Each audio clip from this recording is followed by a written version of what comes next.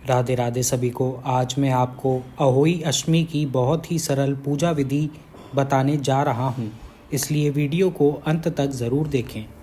अहोई अष्टमी का व्रत महिलाएं अपनी संतान की लंबी उम्र के लिए और संतान पाने के लिए करती हैं। अब सबसे पहले हम चौकी लगाएंगे। चौकी पर लाल कपड़ा बिछाएंगे। अब थोड़े से चावल के दाने रखेंगे। आप चाहें तो गेहूं भी ले सकते हैं। चावल के दानों पर अहोई माता को स्थान देंगे। उसके बाद हम घड़ा लेकर घड़े के कंठ पर मोली बांधेंगे। पूजन में आप मिट्टी के घड़े का ही इस्तेमाल करें। अब हम स्वास्तिक बनाएंगे।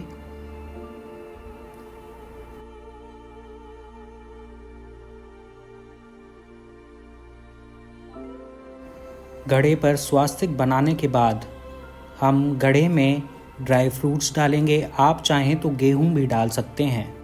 चावल, बाजरा, कोई भी अनाज आप डाल सकते हैं। एक घड़ा हमने तैयार कर दिया है। अब दूसरे घड़े में हम जल भरेंगे। आप चाहें तो दोनों घड़ों में भी जल भर सकते हैं, क्योंकि किसी किसी के यहाँ दोनों घड़ों में जल भरा जाता है। और आप चाहें तो एक घड़े में ड्राई फ्रूट्स और एक घड़े में जल भर सकते हैं। आप अपने परिवार के रीति रिवाज के हिसाब से भी कर सकते हैं।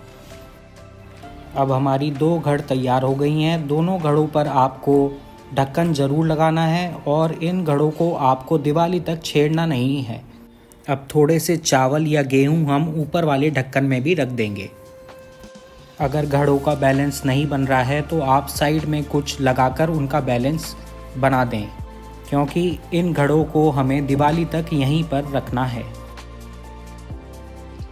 अहोई माता के साथ शाहू माता की भी पूजा की जाती है। आप देख सकते हैं शाहू माता की माला ऐसी होती है। उनकी पूजा भी ज़रूर करें।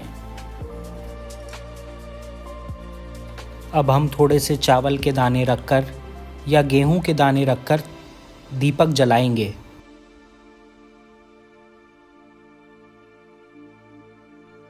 अब सबसे पहले हम गणेश जी को तिलक करेंगे, फिर अहोई माता को तिलक करेंगे। उसके बाद जो भी देवी देवता फोटो में विराजमान हैं सभी को तिलक करेंगे। आप चाहें तो अलग से भी गणेश जी को स्थान दे सकते हैं। हमारे पास फोटो में ही गणेश जी हैं, इसलिए हमने वीडियो में उन्हें स्थान नहीं दिया है। शाहू माता को भी तिलक करेंगे।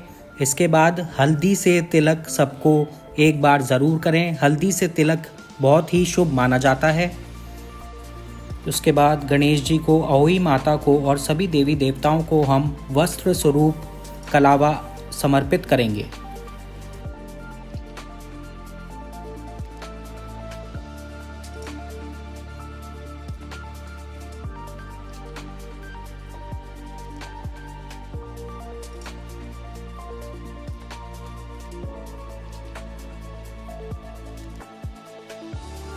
इसके बाद हम फल समर्पित करेंगे। फल में आप हरे फल ज़रूर लें। हरे फल में आप सिंगाड़े ले सकते हैं। अगर आपके यहाँ पूड़े बनाए जाते हैं तो पूड़ों का भी भोग समर्पित करें। पूरी बनाई जाती है तो पूरी भी समर्पित करें। जो भी आप भोग समर्पित करेंगे वो आप 2 घड़ के ऊपर भी ज़रूर समर्पित करें। साथ ही साथ आप पताशे भी समर्पित करें। और अगर आपके यहाँ पूड़े पूरी का भोग नहीं बनाया जाता है तो आप पताशों का भोग ज़रूर समर्पित करें। अगर आप कथा दोपहर में सुनते हैं और आपके घर में शाम को पूड़े और पूरी बनती हैं तो आप भोग में पताशे ही समर्पित कर दें। अब आपको एक साड़ी या सूट ले लेना है, जो कि आप अपनी सासू जी के लिए लेंगे, क्योंकि इसमें हमें बायना निकालना होता है। साथ ही साथ हमें दक्षिणा भी ज़रूर रखनी है। दक्षिणा भी समर्पित करें।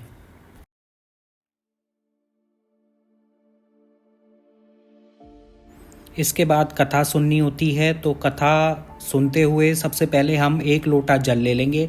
1 लोटे जल के साथ अपने हाथ में थोड़े से गेहूं के दाने या चावल के दाने ले लेंगे। कथा सुनना बहुत ज़रूरी है। कथा आप अपनी देवरानी जेठानी के साथ भी सुन सकते हैं या अपने फ्रेंड्स के साथ भी सुन सकते हैं।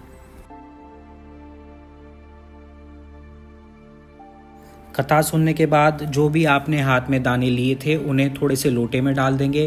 थोड़े से अहोई माता के सामने डालेंगे और थोड़े से शाहू माता के सामने समर्पित कर देंगे।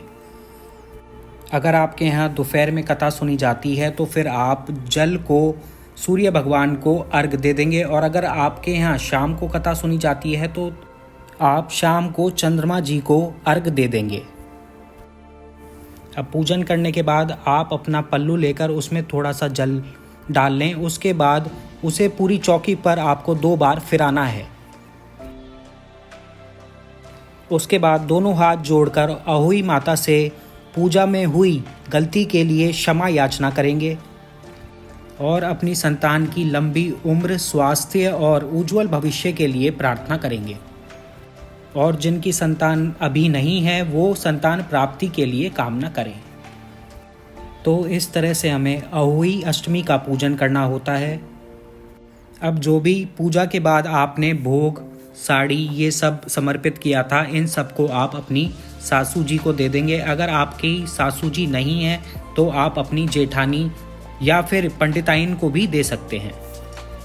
और 2 घड़ आपको अभी नहीं उठानी है। कुछ लोगों के यहाँ 2 घड़ छोटी दिवाली पर उठाते हैं, कुछ लोगों के यहाँ बड़ी दिवाली पर उठाते हैं, और कुछ लोगों के यहाँ गोवर्धन पर उठाते हैं। तो जैसे भी आपके यहाँ होता है वैसे ही आप करें। और अगर आपको नहीं पता है कि आपके परिवार में 2 घड़ कब उठाते हैं तो आप दिवाली की सुबह को 2 घड़ यहाँ से उठा सकते हैं।